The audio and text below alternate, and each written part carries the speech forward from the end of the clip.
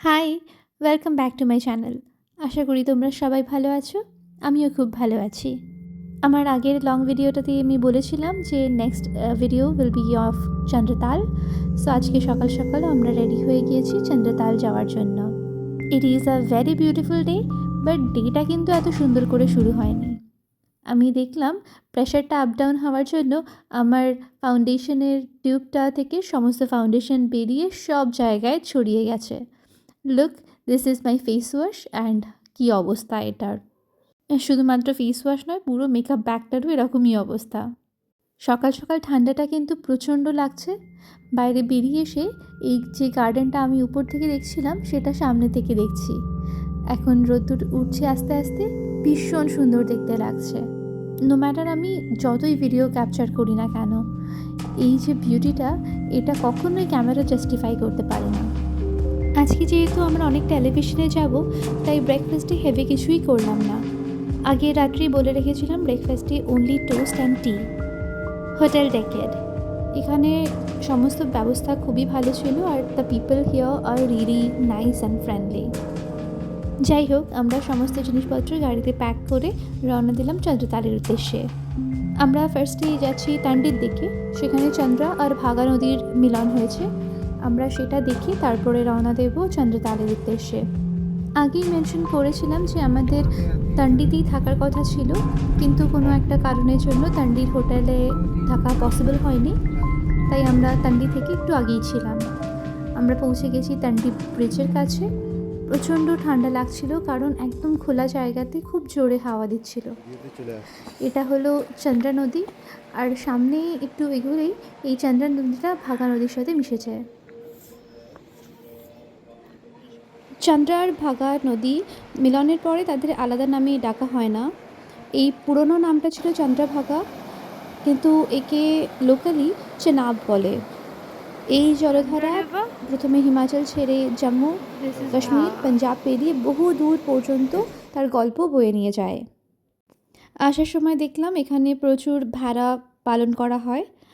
তারপরে আমরা গাড়িতে বসে পড়লাম আর রওনা দিলাম চন্দ্রতালের উদ্দেশ্যে। পাহাড়গুলো আপাতত কিন্তু প্রচণ্ড গ্রিন আছে, কিন্তু ধীরে ধীরে ল্যান্ডস্কেপটা চেঞ্জ হচ্ছে, গ্রিনারি আস্তে আস্তে কমে যাচ্ছে যত আমরা উপরের দিকে উঠছি। এই চেঞ্জটা যদি নিজের চোখে না দেখা হয় তাহলে ঠিক অনুভব করা যায় না। এত এত গ্রিন ফরেস্টের মধ্যে থেকে যাচ্ছি, আর সাডেনলি ফরেস্টের আকার আস্তে আস্তে কমতে শুরু করে, শুধুমাত্র ঘাস জমি দেখা যায় পাহাড়ের উপরে, আর তারপরে আস্তে আস্তে একেবারেই বেয়ার মাউন্টেন। এবার আমরা এমন একটা জায়গায় এসে পড়েছি, এখানে আলাদা করে কোনো বড় গাছ নেই, শুধু আলপাইন ঘাস, ছোট ছোট ফুল আর মাটির গায়ে লেগে থাকা শক্তপোক্ত গাছপালা। পুরোটা টাইম কিন্তু চন্দ্র রিভার আমাদের সাথে সাথেই চলছে। হঠাৎই পাহাড়ের পাশে একটা টার্ন নেওয়ার সাথে সাথে ভেজিটেশন একেবারেই উধাও হয়ে গেল। আমরা একটা জায়গাতে একটু দাঁড়ালাম, একটু হাত পা স্ট্রেচ করার জন্য, and to walk around a bed. উপর থেকে নিচে চন্দ্রা নদী দেখা যাচ্ছে, একটা ছোট সবুজ রেখার মতো। ভীষণ একটা সুন্দর শান্ত জায়গা। এখানে ওয়েদারটা একটু অদ্ভুত। যখন প্রচণ্ড জোরে হাওয়া বইছে তখন মনে হচ্ছে ঠান্ডাটা জামা কাপড়ের ভিতর দিয়ে গায়ে লাগছে, কিন্তু রোদটা এতটাই তীব্র যে চোখ মেলে তাকানো পর্যন্ত যাচ্ছে না।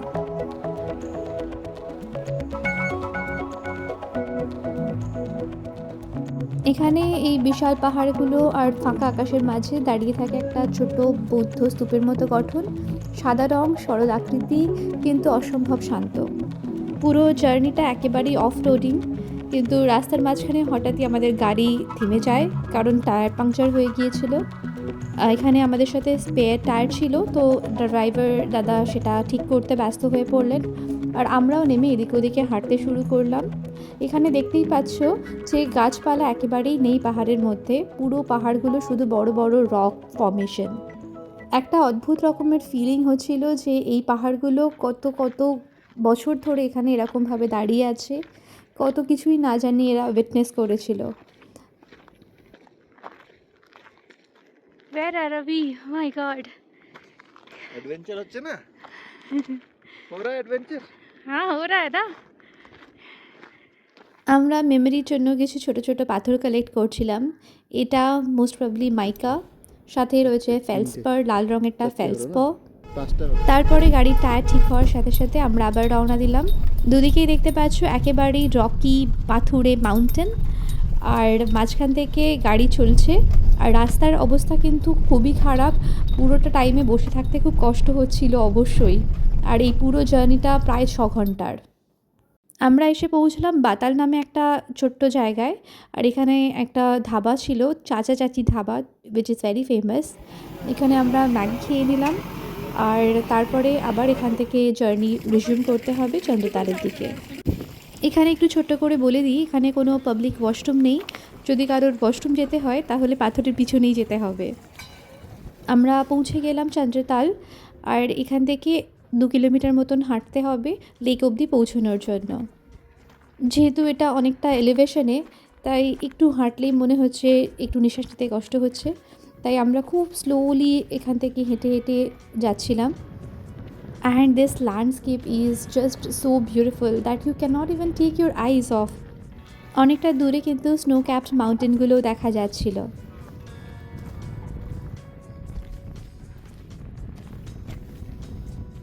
I can't believe my eyes. Finally lake অবধি পৌঁছে গেছি। পাহাড়ের নীরব কোলে এসে শুয়ে আছে, ঠান্ডা আর অসম্ভব সুন্দর। দূর থেকে দেখলে মনে হয় যেন আকাশের এক টুকরো নীল আলো ভুল করে মাটিতে নেমে এসেছে।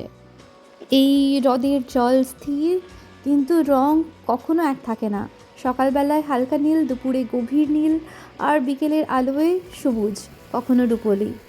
সূর্যের সঙ্গে সঙ্গে চন্দ্রতাল নিজের মুখ বদলায়, যেন প্রকৃতির সঙ্গে নীরব কথোপকথন চলছে। চারিদিকে কোনো গাছ নেই, শুধু পাথর, নুড়ি আর খোলা আকাশ। এখানে সবুজের অভাব নেই, বরং এখানে আছে শূন্যতার সৌন্দর্য। বাতাসে অক্সিজেন কম, শব্দ কম, কথা বললে নিজের গলাটাই একটু বেশি শোনা যায়।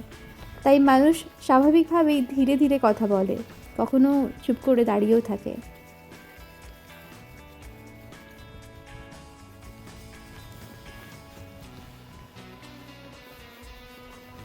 আমার দিকে তাকা।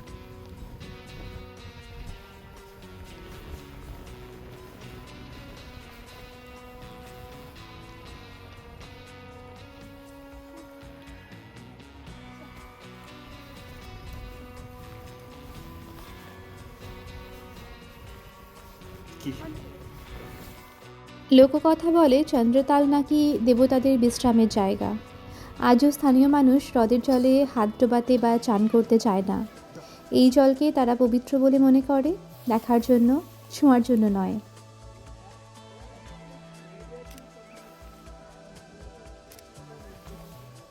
পূর্ণ দিনের আলোয় চন্দ্রতাল একেবারেই অন্যরূপে ধরা দেয়।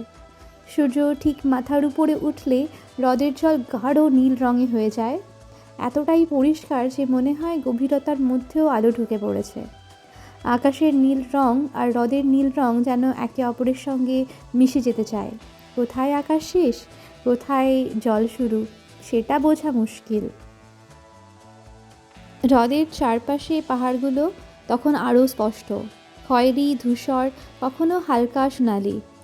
রোদ পড়ে পাহাড়ের গায়ে রং বদলাতে থাকে, কোথাও বরফের সাদা দাগ, কোথাও বা শুধু পাথরের খসখসে টেক্সচার।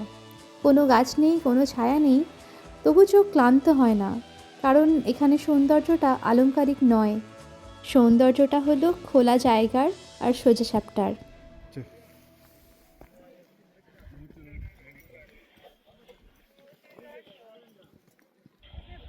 আমার কিছু বলার ছিল না, তাই চুপ করেই রইলাম। এই দিনের আলোয় দাঁড়িয়ে বুঝতে পারা যায় চন্দ্রতাল শুধু রাতের জন্য বিখ্যাত নয়, দিনের রোদে সে নিজের শক্ত স্থির সৌন্দর্য দেখায়। এখানে কিছু বাড়তি নেই, কিছু কমও নেই, শুধু পাহাড়, জল আর আলো। তিনজন মিলে এক নিঃশব্দ দৃশ্য বানিয়ে ফেলে, যেটা চোখের নয়, মনে জমে থাকে। আমরা অনেকক্ষণ লেকের পাশে বসেছিলাম, তারপর কিছুটা সময় আমরা এদিক থেকে ওদিকে হেঁটে যাচ্ছিলাম। প্রচুর লোক এখান থেকে জল ভরে জল নিয়ে যাচ্ছে। আমাদেরও মনে হলো এক টুকরো চন্দ্রতাল আমরা নিজেদের কাছে রাখি। এখানে দাঁড়িয়ে জলের দিকে তাকিয়ে থাকলেই মনে হয় এটা ছোঁয়ার জন্যই ডেকে এনেছে। তবু হাতে জল ছোঁয়ানোর মুহূর্তটা খুব ধীরে আসে।